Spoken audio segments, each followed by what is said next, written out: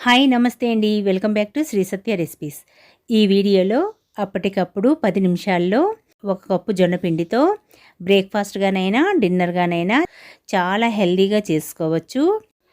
ఒక్క జొన్న పిండితోనే చేసే రొట్టెలు విరిగిపోకుండా పిండిని ఏ విధంగా కలుపుకోవాలో చూపిస్తున్నాను. ఈ జొన్న రొట్టెలు మామూలుగా తిన్నా, లేకపోతే చట్నీస్తోనైనా, కర్రీస్తోనైనా, లేకపోతే పెరుగుతోనైనా చాలా బాగుంటాయండి. వారానికి 2 సార్లు తిన్నా హెల్త్కి కూడా చాలా మంచిది. సో టేస్ట్ సూపర్గా ఉంటాయి. తినే కొలది తినాలనిపిస్తుంది. సో జొన్న రొట్టెల్ని ఇలా ఒక్కసారి ట్రై చేయండి. ఈ వీడియో మీకు నచ్చినట్లయితే ఒక్క లైక్ ఇవ్వడం మర్చిపోకండి. ఈ వీడియో మీ ఫ్రెండ్స్కి, బంధువులకి షేర్ చేయండి. మన ఛానల్ని ఇప్పటి వరకు సబ్స్క్రైబ్ చేసుకొని వారు సబ్స్క్రైబ్ చేసుకోండి. సో లేట్ చేయకుండా ప్రాసెస్లోకి వెళ్ళిపోదాము.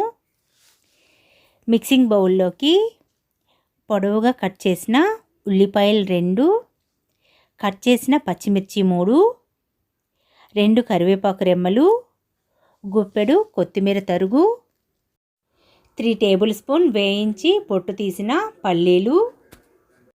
ఇవి వేయటం వల్ల తినేటప్పుడు మధ్య మధ్యలో పల్లీలు, పప్పులు తగులుతూ చాలా బాగుంటాయండి. 1 టేబుల్ స్పూన్ నువ్వులు, 2 టేబుల్ స్పూన్ 1 గంట పాటు నానబెట్టిన పచ్చిశనగపప్పు, 1 teaspoon red chilli flakes, టేస్ట్కి తగినంత సాల్ట్ని వేసి 1 కప్పు జొన్నపిండిని కూడా వేసి కలుపుకోవాలి. జొన్నపిండి ఏ సూపర్ మార్కెట్లోనైనా దొరుకుతుంది. సో పిండిని వేసి అంతా ఒకసారి బాగా కలుపుకోవాలి. ఇప్పుడే వాటర్ వేయకూడదు, ఎందుకంటే మనం వేసిన ఆనియన్స్లోంచి కాస్త వాటర్ దిగుతుంది కాబట్టి ముందు పిండిని కలిపిన తర్వాత 1/2 కప్పు మరిగించిన నీళ్లను కొద్ది కొద్దిగా వేసుకుంటూ చపాతీ ముద్దలాగా కలుపుకోవాలి. ఇలా వేడి నీళ్లను వేయటం వల్ల జొన్న రొట్టెలను చేసేటప్పుడు విరిగిపోకుండా వస్తాయి. పిండిని బాగా కలుపుకోవాలి. పిండి కొద్దిగా ఇలా లూజ్గా ఉంది కాబట్టి ఇంకొక 3 టేబుల్ స్పూన్ జొన్న పిండిని వేసి చపాతీ పిండిలాగా కలుపుకోవాలి. పిండిని ఇలా ముద్దలాగా కలిపి ఆరిపోకుండా మూత పెట్టాలి. ఒక 5 మినిట్స్ పక్కన ఉంచి 5 మినిట్స్ తర్వాత ప్లేట్ మీద బటర్ పేపర్ని వేసి కొద్దిగా ఆయిల్ని వేసి మొత్తం గ్రీజ్ చేసి పిండి ముద్దను తీసుకొని కొద్దిగా పల్చగా ఒత్తుకోవాలి. బటర్ పేపర్ లేకపోతే అరిటాకు మీద కానీ, కాటన్ క్లాత్ని తడి చేసి దాని మీద కానీ, కవర్ మీద కానీ దేని మీదనైనా సరే రొట్టెలను ఒత్తుకోవచ్చు. రొట్టెను చేసి హీట్ అయిన పెనం మీద వేసి కొద్దిగా అటు ఇటు మూత పెట్టి వేగనివ్వాలి. అంతలో ఇంకొక రొట్టెను కూడా ఒత్తుకుందాము. కొద్దిగా ఆయిల్ని గ్రీజ్ చేసి పిండి ముద్దని తీసుకొని ఇలా పగుళ్ళు రాకుండా ఒత్తుకోవాలి.